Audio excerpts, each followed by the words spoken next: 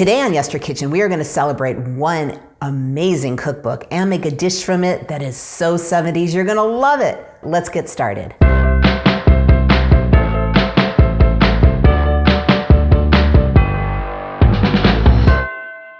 Hey everyone, I'm Jill and this is Yester Kitchen. If you're new here, welcome. It would be an honor to have you join us as we explore retro history through food.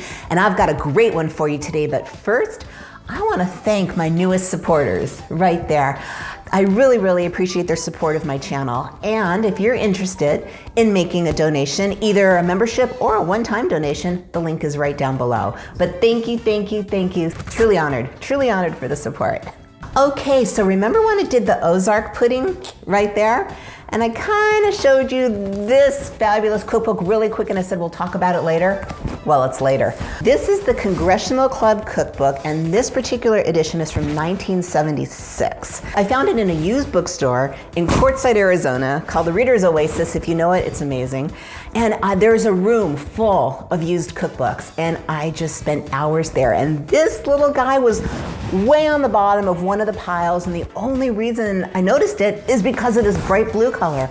So I grabbed it, I started looking at it and I realized what a treasure I had on my hands and I said, okay, you're gonna be mine, and it doesn't disappoint. So, what is the Congressional Club cookbook? Well, there is a Congressional Club in Washington, D.C., and it was started in 1908, and it was established because all the senators and congressmen would come to D.C. for, when Congress was in session, and their wives would come because they're their wives, and they were lonely and they missed their friends and they missed their homes. So the Congressional Club was started as a way for these women to get together and make friends and hang out while they were in Washington. So this is the 9th edition. It's not an annual cookbook. As you can see, it is a big undertaking. There's 15 editions and they're all recipes from wives and daughters and you name it, of congressmen and representatives from the time. There are currently 15 editions and most of them you cannot get. You can get, I think, the 14th and 15th edition.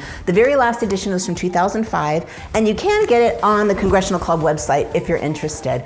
I actually reached out to them to get some information about the club and the executive director, Beth, immediately returned my email. So thank you, Beth. She's an absolute sweetheart, wealth of information. And she actually said, how did you get this book? They are clearly treasures because you cannot buy these anymore. This is their main form of fundraising. And they are completely self-sufficient. They take no grants, they take no federal money. They have completely supported the club based on these cookbook sales. And if you can get your hands on one, grab them. It's just, first of all, it's a piece of history. And the recipes are amazing. And I found such a cool recipe in here for you. We are gonna make, are you ready? Mushroom sandwiches. And it's nothing like what you think. It's just, they're kind of like a grilled cheese in theory with no cheese. So I'm gonna get started on it and I'll tell you a little bit more. It's either a 1/4 or a 1/3 cup of sherry. Now, if you know me, you gotta know I went with a 1/3 of a cup. And I have 2 tablespoons of flour and in we go. And you just wanna take your whisk and you wanna make this just extremely well blended. Get all that flour incorporated into your gorgeous sherry. Okay, then we're gonna put this aside and we're gonna bring in a small, medium saucepan, just like that. And it is on low heat. And all we're gonna do is make our filling, which is so 70s. So of course, being the 70s, it's gonna start with cream of mushroom soup. I know, right? It's like great right off the bat. So you have 1 can of cream of mushroom soup. A little sizzle. My heat is very low. And to that, we're gonna add our sherry flour mixture. Now you might wanna use a whisk on this one. It's gonna help you incorporate the soup very nicely. Okay, and then you're gonna wanna add your seasonings. The seasonings are very much to taste. So I'm giving you guidelines, but after you add everything, taste it. If you want more, add more. We're gonna start with a 1/2 teaspoon of pepper and a teaspoon of salt. And we're gonna add 1 teaspoon of garlic powder.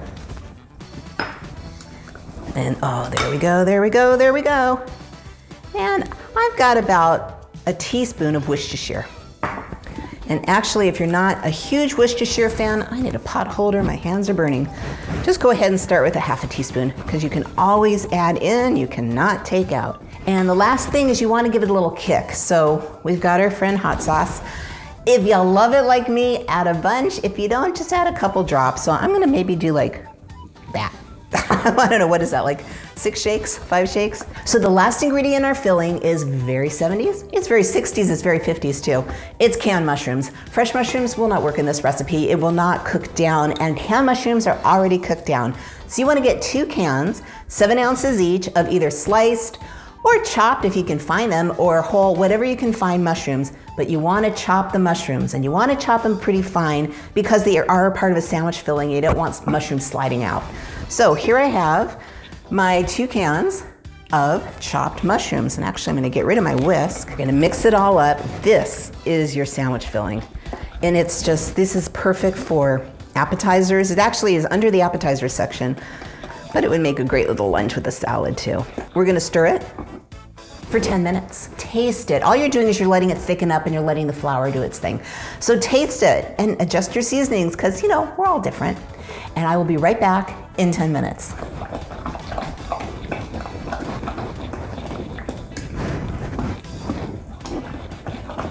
So it's been 10 minutes. You want to keep your heat on low and you don't want to walk away from it. You want to stir it. You don't have to stir it constantly, but you do want to babysit it until it looks like this. Just nice and thick and beautiful. And as you can tell, I've got some white bread at the ready and some very softened butter, and that's gonna come in a few minutes. So what we're gonna do is bring in a happy little bowl, and it's gonna get even happier right about now. And pour all of our mixture in here, and you wanna put this in the fridge, and you wanna let it set up until it's thick and spreadable. So let's get it all in there. So it doesn't have to be cold, but it does need to be solid, because what you're gonna do is you're gonna take your knife and use it as a spread for this bread, and we're gonna fry it. It doesn't get any better. We'll be back when that's ready to go. Okay, it's been 30 minutes, and see, I'll show you what I mean. So this mixture is thick, right? It doesn't need to be like Jell-O. You just wanna be able to spread it, which is why you wanted to let it set. Another great thing is you can make it in the morning, let it hang out in the fridge all day, and it's ready for your company that night, because you know you're throwing those 1970s cocktail parties out there, aren't you? I hope you are. Okay, and before I go any further, I want to thank Mrs. Kenneth Allison Roberts, who submitted this recipe into this book, and she was the wife of former representative from the great state of Alabama. Let's just make these sandwiches. So I have 6 slices of bread. Like I said, you can make 8 to 10 sandwiches. I'm just going to do this for now. And all we're going to do is we're going to take our little filling. I need 2 hands for this. The very first event of the Congressional Club in 1908, President and Mrs. Taft showed up. Great company, huh? At the beginning, it was just wives. And over time, daughters and daughter-in-laws were able to get membership, and wives and daughter-in-laws of Supreme Court justices and cabinet members. So it's really opened up and to be just a pretty awesome club. Okay, so now we've got our filling on one side. And here's where the grilled cheese-ish thing I was talking about came in. Softened butter. You just want to spread it because we're going to make little sandwiches, and you want to go really lightly and make sure your butter is super, super duper soft. And by the way, onion powder was another seasoning given to add to here. So if you like onion powder, go for it. And like I said, when you're done, just taste it. Your taste buds are everything. So taste it. If you like it, you're good. If you want to add more, but always start with less. So now you're gonna put it butter side up because you're gonna grill these. Well, fry them. So before we get cooking, I wanna show you one more really cool thing about this book. So, whenever the book is released, the first lady, whoever she may be at the time, writes the foreword. This one, ta-da, was written by Betty Ford in March of 1976. How fabulous is that? Okay, so now we're gonna get our 70s on. So the one more thing that Mrs. Roberts' instructions gives us is she says, cut them in triangles. So of course, and you can do half too, that's fine. But we're gonna go with the recipe. And of course, I like diagonal triangles because they remind me of my lunches when I was a kid. Although I don't think I ever had mushroom sandwiches. Butter is sticking a bit. Now I'm gonna take a little bit of butter for the bottom. The recipe says butter the top and bottom of the sandwich, but if you do that, it's gonna stick to the bottom, so I'm just gonna go ahead, and if you want to, go for it. I'm just gonna put a good amount of butter in there and let it start sizzling. And you want it kind of low flames. You don't want to burn your bread. Onto the butter goes your sandwiches, and then when you flip it over, it'll already be buttered.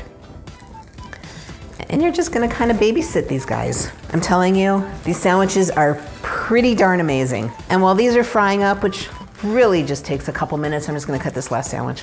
And just the flavor, so different, so different. I mean, you see the grilled bread, like let's turn them over and see. There we go.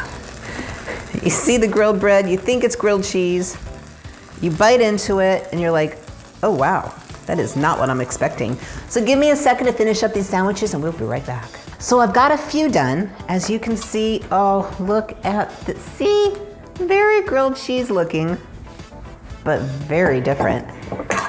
Don't you love what comes out of the past? I mean, this is why oh, look at that. I absolutely love, love, love food history. You like never know what you're gonna find. There's still so many more retro recipes to go. Don't worry, I have you covered for a long time. Okay, so that's kind of it. Now we're gonna take these golden, delicious, beautiful sandwiches out, and you are ready for your party, and your guests will go, what is this? And then go, oh my God. Or maybe make mushroom fans out of the kids. I didn't like mushrooms when I was little, but I do now. Beautiful, beautiful mushroom sandwiches from 1976 from one very special Congressional Club cookbook. And of course, I can't wait.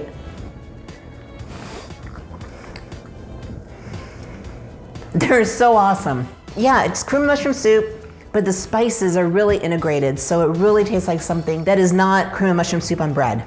I promise you. And that buttered bread, crispy brown, heaven. So I hope you give these very unusual sandwiches a try. And if you ever have a chance to get your hands on one of those, jump. I highly recommend you trying them. They're just different and fabulous from one pretty amazing cookbook. If you would like to explore more dishes from your childhood or just the past, I invite you to subscribe. I release new videos every week. In the meantime, there's some more retro dishes for you. And remember, every dish, even mushroom sandwiches from the Congressional Club cookbook, definitely has a story. I will see you in the next video.